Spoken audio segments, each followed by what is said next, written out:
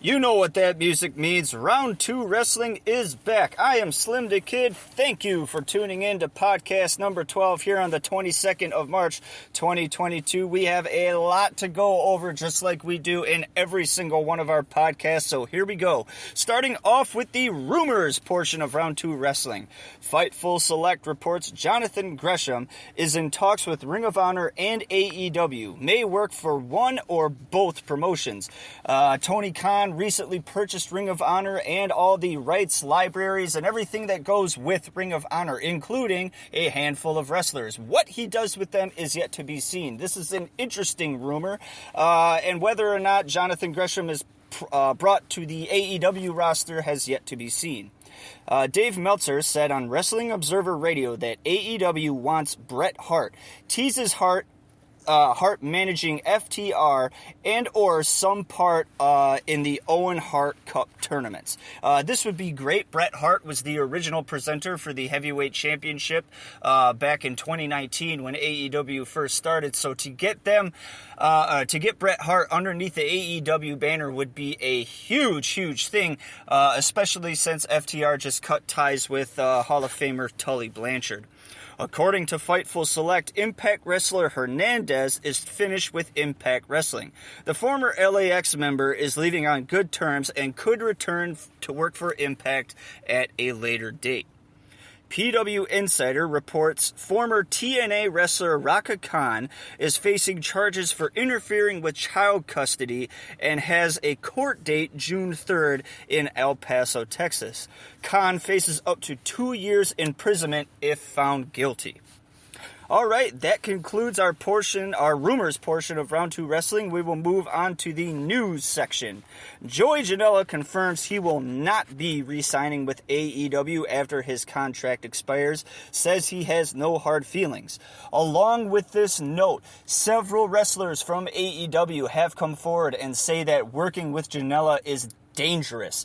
This could be one of the reasons why AEW no longer wants him on the roster.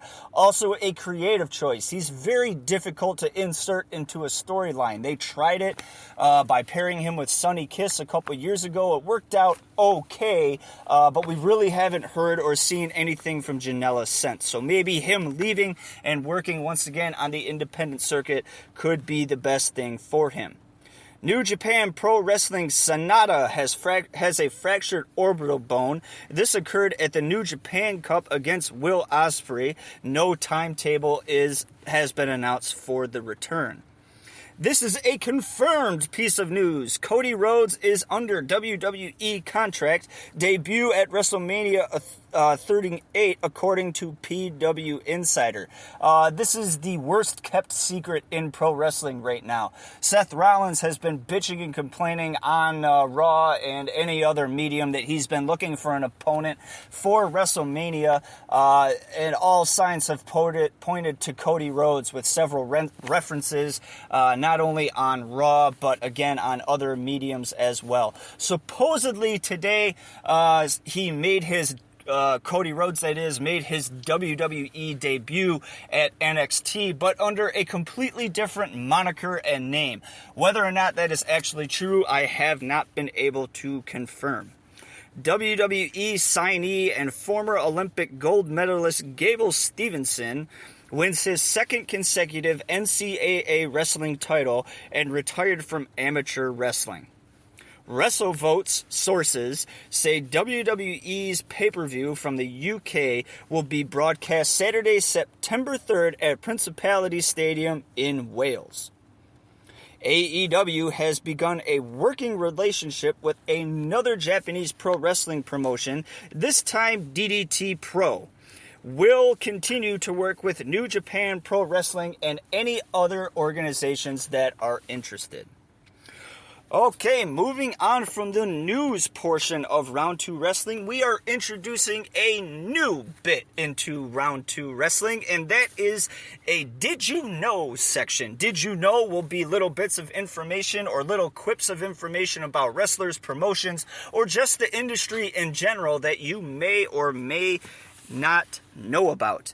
Did you know the longest match in pro wrestling history was fought between Antonio Inoki and Masa Saito, a New Japan Pro Wrestling Island death match that took place in 1987. This particular match lasted for 2 hours, 5 minutes, and 42 seconds. In this day and age, it is insane to think of a match going over an hour, let alone over 2 hours. If you have any way to watch this match, I would recommend watching it, but you're going to have to clear some space in your schedule in order to view it in its entirety. Did you know that the Dudley Boys are the most decorated tag team in history and have held titles in ECW, WCW, WWE, NWA, IWGP titles, and TNA titles? All right, that concludes the Did You Know portion of Round 2 Wrestling. We are at the halfway point of our show and are moving on to the results. A lot happened this past week, so bear with me as I get through this.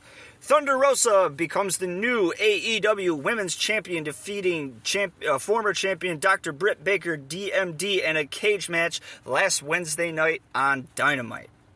Ring of Honor World Champion Jonathan Gresham defeated Kenny King to retain his title. Impact Tag Team Champions Violent by Design defeated the Good Brothers in a lumberjack match to retain their titles.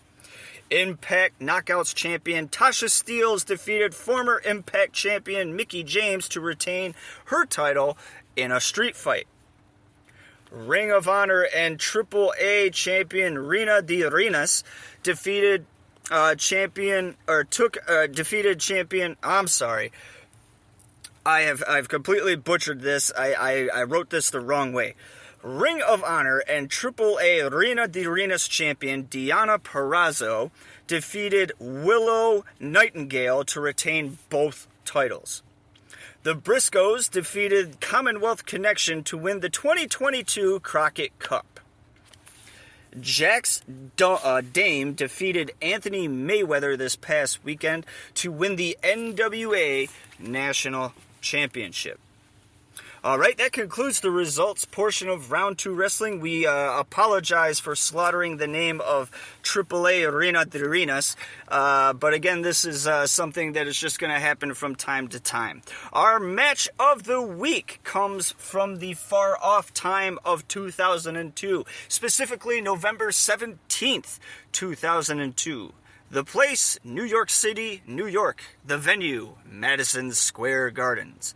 With 17,930 in attendance, the Dudley Boys, consisting of Spike and Bubba Dudley with Jeff Hardy, took on 3-minute warning. Tables, double and triple teams, and in-crowd fighting made this an edge-of-your-seat match. Big finishes, high spots, and a reunion of Bubba Ray and Devon Dudley made for an instant reunion classic on this loaded 2002 Survivor Series card. We have a ranking system here in Round 2 Wrestling. It is a bell system, and our match of the week gets 4 out of 5 bells. This was a feel-good match, one that isn't too long. It's under 20 minutes, but a lot happens. And the reunion of the Dudley Boys after almost 6 to 9 months of being separate was a huge, huge relief. All right, we will conclude Round 2 Wrestling this week with our Michigan highlight. Our broadcast this week is particularly short. There was a lot of information in the world of wrestling, but most of it is headline news that you can read almost anywhere and everywhere, especially with WrestleMania coming up. A lot of the news pertain to WWE. Our Michigan highlight is when we take a promotion or a wrestler who was born in the state of Michigan and we place them on a pedestal for you to enjoy. Our Michigan highlight this week is an oldie but a goodie. William James Myers, a.k.a. George the Animal Steel, is our Michigan highlight. Born in Detroit, Michigan, April 16th, 1937. William would attend MSU on a football scholarship in 1956, and later on would earn a Bachelor's of Science. He would then continue his education by collecting a master's degree from Central Michigan University. Steele would go on to teach and coach various sports at Madison Heights High School for a plethora of years. He is also a member of the Michigan Coaches Hall of Fame. George Steele would make his pro wrestling debut in 1960 in Detroit and would join the then WWF in 1967 at the behest of Bruno Sammartino. It wouldn't be until the mid to late 80s when his fame would start to peak, and you would really start to see this George the Animal Steele character that we all know and love come to light. A famous feud with Macho Man Randy Savage and Miss Elizabeth in 1986 continued well into 1987 as Steele's popularity peaked. Steele's final match took place September 30th, 2000 in Green Bay, Wisconsin, where he was able to defeat Sergeant Medallion at ACW Maximum Detention. Unfortunately, on February 16th, 2017, George the Animal Steele passed away from kidney failure at the age of 79. All right, that concludes this week's show of Round 2 Wrestling. I am Slim the Kid. I want to take the time and thank you for listening to this podcast. Be sure to tune in next Tuesday as we bring you more news, more rumors, more results from the world of professional wrestling.